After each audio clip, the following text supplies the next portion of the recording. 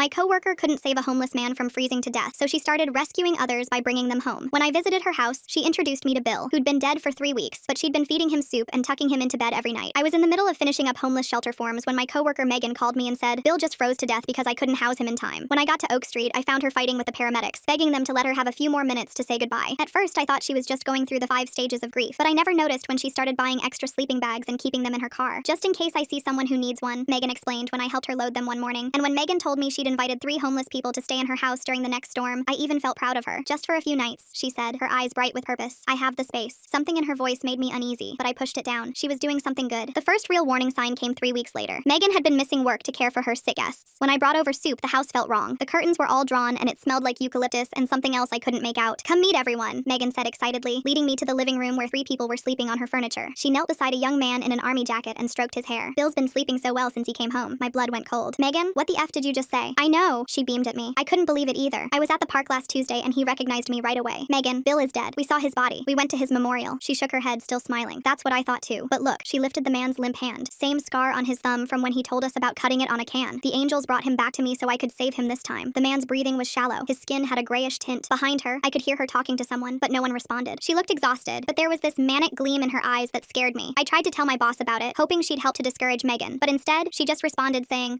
is she breaking any laws? Exactly. Just leave it alone. We can't punish someone for housing the homeless. I stared at that text for an hour, trying to convince myself everything was okay. After that, I never saw Megan again, until a week later, that is, because that's when she called me at 2 a.m. And before I could say anything, she blurted, I need your advice. Her voice was strangely calm. I had to sew Bill's mouth shut. She was chewing too loudly and disturbing the others. My whole body went cold. Megan, what did you just say? She sighed like I was being difficult. I know it sounds extreme, but he wouldn't stop making those wet sounds when I fed him. Now everyone can rest properly. Megan, where is Bill right now? There was a pause. In his chair, of course. He's been there all week. Such a good patient now. I told her I'd be right over, then immediately called 911. The officer who called me back sounded shaken. You're her emergency contact. We need you here. My legs felt like water as I got out of my car. When I arrived, I found Megan in the kitchen humming while she made tea. Through the doorway, I could see someone sitting very still on the couch. Too still. My blood turned to ice. Megan, love, what's happening here? I asked, voice shaking. You remember Bill? She said, gesturing to an elderly man propped up with pillows. He looked like he'd been dead for days. The room spun. This couldn't be real. I stumbled backward, but Megan kept talking in this dreamy voice. And Janet is doing so well with his meals now. In the kitchen, a young woman in the army jacket was seated at the table, a bowl of soup in front of him. Her head was tilted forward like she'd fallen asleep eating, but the smell told me she'd been gone at least as long as Bill. Megan reached over and wiped her chin with a napkin. He's finally keeping food down. The house was a nightmare. 2 more bodies were arranged in the spare bedroom, tucked into bed like children. Another man sat in a recliner with a book propped in his lap. 5 corpses total, all positioned like they were just resting. How had I let it get this far? When I ran outside to vomit, Megan followed me looking concerned. Are you not feeling well? I have some chamomile tea that might help. Even then, even in that moment of horror, she was trying to take care of me. When the police started removing bodies, Megan completely lost it. She threw herself over fake Bill, screaming, No, no, no, you're waking them. They need their rest. They need to heal. When they continued, she turned on me with pure rage. You did this. You brought them here. They were finally safe, finally loved, finally home. The police had to physically restrain her while the paramedics sedated her. I watched my friend, my colleague, collapse into unconsciousness, still reaching for the bodies she believed were alive. I spent the next 3 hours in the parking lot, bent over a storm drain, my body rejecting everything while Detective Martinez kept asking the same question in different ways. His daughter was Megan's age, he mentioned twice, and I could see him trying to understand how someone could break this completely. Between heaves, I tried to explain about Bill's death, about the sleeping bags, about how grief had twisted into something monstrous, but every answer led to another question I couldn't face. How had I not seen this coming? How had I let it get this far? The drive home blurred into a nightmare of its own. Every bundle of blankets on the sidewalk made me slam the brakes. Every person sleeping in a doorway sent my heart racing. Were they breathing? Were they alive? I pulled over twice to check on people who turned out to be fine, just cold and confused by the crying woman shaking them awake. By the time I reached my driveway, my hands were trembling so badly I couldn't get the key in the ignition to turn off the car. My partner found me there at 4 a.m., still gripping the steering wheel, my clothes reeking of death and eucalyptus. They had to guide me inside like I was sleepwalking, peeling off my jacket while I stood there unable to form words. The smell wouldn't leave. It clung to my hair, my skin, seeming to seep deeper with every breath. Morning brought no relief. The local news had picked up the story, and suddenly Megan's face was everywhere. Angel of death social worker kept 5 bodies in home. The reporters had already crafted their narrative. My phone buzzed with the first voicemail before I could even process the headline. A stranger's voice, thick with rage, telling me I should have stopped her, that I was just as guilty. I deleted it, but 3 more came within the hour. My boss texted while I was still staring at the TV. Emergency meeting, 9 a.m., say nothing to media. A second message followed immediately. Delete all communications about this matter. I noticed her LinkedIn had already been updated, distancing the agency from Megan with clinical efficiency. Former employee, it now read, as if Megan hadn't been our top caseworker just yesterday. I stood in the shower for 40 minutes, scrubbing until my skin burned, but the smell persisted, maybe more in my mind than reality. I used an entire bottle of body wash, watching the suds swirl down the drain, wondering if I'd ever feel clean again. My partner knocked twice to check on me, but I couldn't bring myself to respond. The agency conference room felt like a tribunal. My boss sat at the head of the table with HR and legal flanking her. Before I could even sit down, they slid a document across the table. Non-disclosure agreement, my boss said curtly. Sign it. The paper detailed detailed how I wouldn't discuss agency operations, wouldn't imply negligence, wouldn't suggest anyone could have prevented this tragedy. I stared at the words swimming on the page. I tried to tell you something was wrong, I said quietly. You mentioned she was housing homeless individuals, my boss corrected. That's not illegal. That's not even against policy. There was no actionable intelligence. Legal nodded along, already building their defense. My phone rang before I could respond. Megan's mother. I excused myself despite my boss's glare and answered in the hallway. The woman's voice was hollow, broken. She told me about Megan's brother, how he'd frozen to death while homeless 10 years ago. Megan had been 17, had found him herself. She couldn't save him either, her mother whispered. I thought she'd worked through it in therapy. I thought she was better. When I returned to the conference room, the NDA was still waiting. Human Resources had added sticky notes marking where to sign. I picked up the pen, then set it down. I need time to think about this. My boss's face darkened. Time isn't a luxury we have. The media is already spinning this into an agency failure. We need unified messaging. I left without signing. In the lobby, the HR director intercepted me with seemingly casual questions. How often had I visited Megan's house? Had I documented these visits? Did I bring her anything? You brought her soup? She asked when I mentioned it, her pen hovering over her notepad. How many times? Do you have receipts? The realization hit me like ice water. They weren't just protecting the agency. They were building a case that would shift liability onto me. The emergency contact who should have known. The colleague who enabled. The mandated reporter who failed to report. I made it to the parking lot before the first reporter found me. She appeared from behind a van, microphone already extended. Did you help her hide the bodies? Our sources say you visited the house multiple times. I fumbled with my car keys, trying not to run, trying not to look guilty. But what did innocent even look like anymore? This is crushing to witness. The way grief broke Megan so completely that she tried to resurrect the very person whose death shattered her world. The horror of finding Bill's name on her lips while looking at a stranger's corpse makes my heart ache. The questions followed me as I dove into my car. How long did you know? Why didn't you report it? Do you feel responsible for those 5 deaths? I peeled out of the parking lot, my hands shaking on the wheel, the reporter still shouting questions at my taillights. I drove to my sister's house on instinct, needing somewhere safe, somewhere the media couldn't find me. But as I turned onto her street, my heart sank. A news van was already parked outside, its satellite dish extended like an accusation. Through the window, I could see my sister's curtains drawn tight. She'd seen them too. I kept driving, circling the block, trying to think. My phone buzzed constantly with calls from unknown numbers. Reporters, probably. Or maybe more people who'd seen the news and decided I needed to hear their anger. I turned it off, but the silence felt worse somehow. At a red light, I caught my reflection in the rearview mirror. I looked hollow, haunted, like Megan had looked in those final weeks. The light turned green, but I couldn't move. Cars honked behind me. A driver shouted something angry, but all I could think about was Megan's face when they'd taken the bodies away. The pure betrayal in her eyes. The way she'd screamed that they were finally safe, finally loved, finally home. The car behind me laid on the horn, jolting me back to reality. I pressed the accelerator and drove aimlessly through the city, my mind fracturing between past and present. Every street corner held a homeless person who might not be breathing. I found myself slowing at each one, studying their chests for movement, my knuckles white on the steering wheel. The grocery store parking lot seemed safe enough. I needed food, normalcy, something to anchor me to the living world. Inside, the fluorescent lights felt too bright, exposing me. I grabbed a basket and tried to focus on mundane tasks. Bread, milk, eggs, simple things that living people needed. In the produce section, I noticed an elderly man slumped against the banana display. His stillness sent ice through my veins. I abandoned my basket and rushed over, my hands shaking as I reached for his shoulder. He jerked awake at my touch, eyes wide with alarm. Other shoppers stared as I backed away, mumbling apologies. The man gathered his groceries and hurried off, glancing back at me with fear. The pharmacy was my next stop. My anxiety medication had run out days ago, and the tremors in my hands were getting worse. The pharmacist looked up as I approached, recognition flickering across her face. She glanced at the prescription, then back at me, her expression hardening. She typed something into her computer, frowning at the screen. She leaned forward, lowering her voice as she explained there was an issue with my insurance. But I saw the way her coworkers whispered behind the counter, saw the local news playing on the waiting area TV with my face in the corner of the screen. She suggested I try another pharmacy, her tone making it clear I wasn't welcome back. Outside, I sat in my car, hands trembling too badly to insert the key. The weight of public judgment pressed down on me. I was the woman who knew, the one who brought soup to a house of corpses, the one who failed to act. The park across the street drew my attention. A figure lay motionless on a bench covered in newspapers. My rational mind knew they were probably just sleeping, but my body moved without permission. I crossed the street, my breathing shallow, and approached the bench. The person hadn't moved. I reached out, my hand hovering over the newspapers. A jogger stopped beside me, asking if everything was okay. I tried to explain, but the words came out jumbled. The jogger pulled out their phone, and I heard them describing me to someone, probably 9/11. I backed away, but not before I saw the homeless person stir, disturbed by the commotion. 2 police officers found me by my car. They were polite but firm, asking for identification, asking if I was feeling all right. One of them recognized my name, exchanging a meaningful look with his partner. They suggested I go home, get some rest. They'd be keeping an eye on the area, they said. The implication was clear. I was now someone to be watched. The community center hosted a support group for first responders dealing with trauma. I'd found the listing online, desperate for anyone who might understand. The circle of chairs felt both too close and too far apart. A paramedic was speaking when I entered, describing a call that had gone bad. The group leader nodded for me to take a seat. The paramedic continued his story, and my blood ran cold. He was talking about Megan's house, about moving bodies that had been repositioned daily, dressed and cleaned like dolls, about the smell that no amount of eucalyptus could mask, about finding evidence that the bodies had been fed, their mouths pried open, soup dribbling down gray skin. The room spun. I gripped my chair as he described finding my soup containers in the kitchen, labeled with names of the deceased. The group leader noticed my distress and called for a break. In the bathroom, I dry heaved over the sink, my reflection a stranger in the mirror. The therapist's office was supposed to be a safe space, but even there, the images wouldn't fade. She specialized in PTSD, came highly recommended. I sat on her couch trying to describe the weight of hindsight, the guilt of missing signs. She took notes, occasionally asking gentle questions, but I could see it in her eyes too. The question everyone had. How did I not know? Therapy helped helped with the nightmares somewhat, but it couldn't erase the knowledge that I'd sat in that house, brought food, made small talk while death surrounded me. It couldn't change the fact that 5 families had lost their chance to say goodbye because I'd failed to act on my instincts. The call from Megan's public defender came while I was attempting to eat dinner. My food went cold as I listened to him explain that Megan had been deemed competent to stand trial. She understood the charges, could assist in her defense. He wanted me as a witness, to testify about her mental state in the weeks before, to help build a case for diminished capacity. The next morning, I sat in his office, surrounded by case files and legal books. He showed me photos from the house, asking me to identify when I'd last seen each victim alive. Except they weren't victims in the traditional sense. They'd all died naturally, on the streets, before Megan found them. She'd taken their bodies from alleys and parks, from places where they'd died alone and unmourned. The prosecutor's office was a different atmosphere entirely. She saw the case differently. Megan had stolen bodies, prevented proper burial, desecrated remains. The families deserved justice. She pressed me about the agency's failures, about my boss's dismissive response. She wanted me to testify about systemic negligence that had allowed this to happen. I sat in my kitchen that night, caught between two narratives. Was Megan a mentally ill woman who'd broken under grief, or was she a criminal who'd violated the dignity of the dead? Both felt true. Neither felt complete. The storage unit held old agency files I'd copied over the years, a habit born from watching too many coworkers get thrown under the bus. I searched through boxes by flashlight, my hands dusty from old papers. There they were. 3 reports I'd filed about Megan, concerns about her emotional state, requests for intervention, all marked as reviewed by my boss, all filed away with no action taken. I photographed every page, creating a digital trail that couldn't be destroyed. The timestamps proved my boss had seen these reports weeks before the discovery. The evidence was damning, but using it would destroy what remained of the agency, would leave hundreds of homeless without services. The local news had obtained the story through official channels. I watched from my apartment as they detailed the agency's pattern of negligence. My reports were on screen, names redacted but timeline clear. My boss appeared briefly, flanked by lawyers, offering no comment. The agency board members behind her looked grim. The envelope slipped under my door that night contained a single photo. My apartment building, taken from across the street. A red X marked my window. No note was needed. The message was clear. Some people blamed me for the agency's downfall, for the services lost. Megan's mother found me at a coffee shop I'd started frequenting, away from my usual haunts. She looked like she'd aged a decade in weeks. Her hands shook as she gripped her cup, telling me about Megan's childhood, about finding her teenage son frozen in an alley, about Megan's promise to save everyone she could. She begged me to testify for the defense, to help the jury understand that Megan was sick, not evil. Her daughter had been trying to rewrite history, to save her brother again and again through strangers. It was illness, not malice. I held her hand as she cried, feeling the weight of her grief. The families of the deceased had their own pain. I encountered them at the courthouse, where I'd gone to review public records. They confronted me on the steps, their anger raw and justified. Their loved ones had been stolen, denied proper burial, turned into props in someone's delusion. One woman showed me photos of her father, dignified in life, reduced to a doll in death. They demanded I testify for the prosecution, to ensure Megan faced consequences. They spoke of closure denied, of the horror of learning their family members had been dead for weeks while they searched. Their pain was real, their anger justified. My boss called me into her office on a Friday afternoon. HR was there, along with security. The termination was swift, violation of confidentiality policies. The NDA I'd never signed didn't matter. They'd found other reasons. Security escorted me out, my personal items in a box. Reading about the pharmacist turning her away makes me wonder how fast news travels in communities. Did they all see the broadcast at the same time? Coworkers averted their eyes as I passed. The local news ran conflicting narratives about me. Some painted me as a whistleblower who'd exposed corruption. Others suggested I'd enabled Megan, ignored obvious signs. They'd found my old social media posts about compassion fatigue, about the difficulty of the work. Everything could be twisted to fit a narrative. My partner tried to be supportive, but the stress was destroying us. They couldn't sleep beside me anymore. Not with my nightmares, my 3 a.m. panics. The smell of eucalyptus from their bath products made me vomit. They started staying with friends, then family. The conversation about separating was gentle but final. The efficiency apartment was all I could afford without a job. It was small, sparse, but mine. Until I discovered the homeless camp behind the building. The first time I tried to bring them blankets, they recognized me. Word had spread through the community. I was the one who'd failed Megan, who'd let the system collapse. They wanted nothing from me. My attempts to help were met with suspicion and hostility. One man spat at my feet, telling me to stay away. They knew who I was, what I represented. The helper who couldn't help, the one who'd made everything worse. The letter from Megan arrived on a Tuesday. Her handwriting was shaky but legible. She forgave me, she wrote. Forgave me for stopping her from caring for her guests. They were waiting for her, she explained. Waiting in heaven where it was warm. She'd included drawings, disturbing sketches of angels with the faces of the dead. I visited Bill's actual grave, needing to see where he truly rested. The cemetery was quiet, peaceful. Fresh flowers lay on his simple marker. The groundskeeper told me a woman had been visiting daily before her arrest. Always brought flowers, always spent exactly an hour. He showed me other graves, all homeless individuals, all showing signs of Megan's attention. The pattern was clear. She'd been visiting the dead for months, leaving flowers, talking to headstones. Then something had shifted. The visiting wasn't enough. She needed them closer, needed to care for them properly. The line between grief and madness had dissolved completely. The bar was dimly lit, filled with people who didn't watch the news. I nursed a single drink, trying to process everything. Megan had been grieving in increasingly destructive ways, and I'd watched it happen. We'd all watched it happen. The system designed to help had failed everyone involved. The DA's office called with an offer. Testify about the agency's failures. Help them build a case for systemic reform. In exchange, they'd recommend leniency in any civil suits. It was pragmatic, calculated. Justice reduced to bargaining chips and legal strategy. I sat in my apartment as rain began to fall, the sound drumming against windows. The city was preparing for another cold snap. Somewhere, homeless individuals were seeking shelter. Somewhere, social workers were filling out forms trying to help. And somewhere, Megan sat in a psychiatric facility, still believing she'd saved them all. The weight of choosing between narratives pressed down on me. Protect a mentally ill friend or seek justice for systemic failures. Every choice felt like a betrayal of someone. The truth was messier than any single story could contain. My phone rang. Unknown number. Probably another reporter or angry citizen. I let it go to voicemail, then played the message. It was the medical examiner, his voice clinical and precise. He'd finished the full autopsies. All 5 individuals had died of natural causes, exposure, and illness, taking them weeks before Megan found them. She hadn't called anyone. She'd collected the already dead. This changed everything and nothing. The horror remained. The family's pain remained. But now there was confirmation of what I'd suspected. Megan hadn't murdered anyone. She'd done something arguably worse. She'd stolen death itself, refused to let the dead rest. The trial would start soon. I would have to choose which truth to tell, which narrative to support. But first, I had to survive the weight of public judgment, the loss of career and relationship, the knowledge that 5 families suffered because I'd failed to act on my instincts. Outside my window, the city moved on. Life continued. But for those of us touched by Megan's madness, nothing would ever be simple again. Every homeless person was a potential tragedy. Every act of compassion carried the seed of delusion. Every system meant to help could fail in ways we'd never imagined. The story was far from over. The trial loomed. The truth waited to be told. And somewhere in a psychiatric facility, Megan still believed she'd saved them all, given them the love and warmth they'd been denied in life. The horror of her compassion would haunt us all forever. The settlement meeting took place in a cramped law office downtown. 3 families had filed civil suits against me, seeking damages for emotional distress and improper handling of their loved ones' remains. My lawyer, a tired-looking woman who'd taken my case pro bono, laid out the terms: community service at homeless shelters, mandatory training on recognizing mental health crises, and a modest financial payment I'd be making monthly for the next 5 years. I signed without hesitation. The alternative was a trial I couldn't afford and publicity that would destroy what little privacy I had left. The families sat across from me, their grief palpable. One woman clutched a photo of her father, the same one she'd shown me at the courthouse. Her hands trembled as she watched me sign. When I looked up, meeting her eyes, she gave the slightest nod. Not forgiveness, but acknowledgement. We were all victims of Megan's broken mind. My first day at the shelter arrived too quickly. The building sat on the edge of downtown, a converted warehouse that smelled of industrial cleaner and desperation. I stood outside for 20 minutes, my hands shaking, before forcing myself through the doors. The intake coordinator barely glanced at my paperwork before pointing me toward the dormitory. The moment I stepped inside, panic seized me. Rows of beds filled with sleeping figures, some so still I had to watch for the rise and fall of blankets. My vision blurred, my breathing went shallow. I backed into the wall, sliding down until I sat on the cold linoleum, knees pulled to my chest. The shelter director found me there. Bob was a massive man with gentle eyes who'd worked these streets for 30 years. He'd known Bill personally, had been at his memorial. He sat beside me on the floor, not speaking, just present. When my breathing finally steadied, he helped me to my feet and led me to his office. He showed me photos on the wall, homeless individuals who'd died over the years, each one remembered. Bill's photo was there, recent flowers tucked behind the frame. Bob explained that he'd heard about Megan, about what she'd done. He understood my fear, but he needed workers who could push through it. The homeless couldn't afford our trauma. He started me on kitchen duty, away from the dormitories. I spent my shifts preparing meals, washing dishes, keeping busy. Gradually, he introduced me to residents during mealtimes, living, breathing people with stories and needs. Some recognized me from the news. A few turned away, but others, desperate for any help, accepted my presence. Weeks passed in this routine. I learned to check on sleeping residents without panic, to see them as people rather than potential corpses. The nightmares continued, but they lost some of their sharp edges. I was doing something, however small, to help. The letter from Megan's facility arrived on a Thursday. Her handwriting was clearer now, the medication working. She wrote about understanding reality, about the crushing weight of what she'd done. She'd culled them with kindness, she wrote. The cold had culled them first, but she'd stolen their dignity, their peace. The lucidity brought deeper pain than her delusions ever had. I visited her the following week. The psychiatric facility was clean, sterile, nothing like the warm chaos of her home. She sat across from me in the visiting room, heavily medicated but present. We didn't speak much. What was there to say? But when I stood to leave, she grabbed my hand. Her grip was weak but desperate. I squeezed back, and we stayed like that until the guard said time was up. The agency closure happened quietly. One day the building was full of activity, the next it stood empty. 200 homeless individuals lost access to services overnight. I saw some of them at the shelter, confused and angry. They recognized me, knew I'd been part of the system that failed them. One man cornered me in the kitchen, demanding answers I didn't have. But Victoria, an elderly woman who'd been on the streets for years, defended me. She'd seen me working, seen me trying. That mattered more than past failures. Her words carried weight with the others. Slowly, tentatively, they began to accept my presence. My former boss made the news again when prosecutors charged her with obstruction of justice. Security footage showed her feeding documents into the shredder the night after Megan's arrest. The perp walk was brief but devastating. She'd spent decades building her career, only to watch it crumble in minutes. I felt no satisfaction watching it, just emptiness. The city council held emergency hearings on homeless services. I received a subpoena to testify, my stomach dropping as I read it. But when I took the stand, I spoke only about specific failures at our agency. I didn't speculate, didn't assign blame beyond what I'd personally witnessed. The council members seemed disappointed, wanting more drama, more scandal, but I gave them only facts. 3 other agencies came forward in the following weeks, admitting they'd ignored similar warning signs about their workers. The problem was systemic, born from underfunding, understaffing, and compassion fatigue. The city promised reforms, though everyone knew promises meant little without funding. I found myself pulled into community meetings, reluctant advocate for changes I wasn't sure how to implement. People wanted easy answers, clear protocols that would prevent another Megan. But mental illness didn't follow protocols. Grief didn't respect boundaries. All we could do was watch for signs and act when we saw them. Winter arrived with brutal efficiency. The first freeze sent everyone scrambling for space in shelters. I worked overnight shifts now, doing rounds every hour. Checking on residents had become routine, my panic replaced by methodical care. I knew their names, their stories, their preferred sleeping spots. They were people, not potential tragedies. One night, I found a new arrival in Bill's old corner. The man was elderly, frail, coughing badly. I brought him extra blankets, helped him to the medical station. He survived the night and the next and the next. Small victories in an endless war against cold and circumstance. Megan sent artwork from the facility, abstract pieces in dark colors, shadows and shapes that hurt to look at. She was processing her trauma through art therapy, the accompanying note explained. I hung one piece in my apartment, a reminder of how grief could twist into something monstrous. The memorial service for the 5 individuals happened in spring. The families had organized it, wanting to reclaim their loved one's dignity. I attended, sitting in the back, trying to be invisible. But when they read the names, showing photos of each person in life, I found myself crying. They'd been people with histories, families, dreams. Megan had stolen their deaths, but we'd all failed them in life. After the service, one family member approached me, the woman whose father's photo she'd carried. She didn't speak, just handed me a small card. It was a prayer card from her father's proper funeral, his face peaceful and dignified. A gift or a reminder, I wasn't sure, but I kept it. The overnight shifts became my rhythm. I knew every sound the shelter made, every resident's sleeping patterns. When someone didn't show up for their usual bed, I'd check the hospitals, the police stations. Sometimes I found them, sometimes I didn't. Each loss hit hard, but I kept working. 1 year after Megan's arrest, I stood in front of a training room full of social workers. The city had mandated training on recognizing burnout and psychosis in caregivers. They'd asked me to share my story, to make it real for these exhausted, overworked people. I spoke simply, without drama, about missing signs, about systems that prioritized paperwork over people, about how grief could break even the strongest minds. I showed them Megan's reports, the ones I'd filed, the ones ignored. I talked about the smell of eucalyptus and death, about bodies positioned like sleeping children. The room was silent when I finished. These workers saw themselves in my story, in Megan's story. They understood how thin the line was between helping and harming, between compassion and delusion. After the presentation, several approached me privately, sharing their own concerns about colleagues, about themselves. The shelter work continued. Winter gave way to spring, to summer, to another winter. I marked time by faces rather than seasons. Some residents moved on to housing, to jobs, to better lives. Others disappeared into the streets or death. Bill's photo remained on the memorial wall, fresh flowers appearing weekly. The tag always read M, though I knew Megan couldn't be leaving them. I'd rebuilt something resembling a life, not the one I'd had before, but something functional. The nightmares had faded to occasional bad dreams. The smell of eucalyptus still made me nauseous, but I could walk past homeless individuals without checking if they were breathing. Progress measured in small victories. The final letter from Megan came 2 years after her arrest. She'd been transferred to a long-term care facility, would likely spend the rest of her life in treatment. She wrote about accepting what she'd done, about living with the weight of it. She didn't ask for forgiveness, just wanted me to know she understood. I kept working at the shelter, overnight shifts where I could do the most good. Each round, each bed check, each person helped was a small redemption. Not enough to erase the past, but enough to keep moving forward. The city's homeless services had improved marginally, though never enough. The memorial wall grew longer each winter. On cold nights, I thought about Megan, about Bill, about the 5 who'd been stolen from death, about systems that failed and people who broke and the thin line between helping and harming. But mostly, I focused on the living. The ones who needed blankets, food, a bed for the night, the ones who could still be saved. The story became a cautionary tale in social work circles. Not sensationalized, just truth. A reminder that compassion without boundaries could become dangerous, that grief unprocessed could twist into something monstrous, that sometimes the best intentions led to the worst outcomes. I never forgot the weight of those bodies being removed from Megan's house. Never forgot her screams, her reaching hands, her absolute belief she was saving them, but I'd learned to carry it, to use it. Every night at the shelter, every person checked on, every small act of bounded, rational help was proof that tragedy could teach without destroying. The work continued. It always would. And somewhere in a facility, Megan continued too, living with the weight of love turned monstrous. We'd both learned in different ways that saving everyone was impossible. All we could do was try to save who we could, within the bounds of reality, without losing ourselves in the process. Thanks for reading this story with me. I hope you have a wonderful day. I will see you in the next one.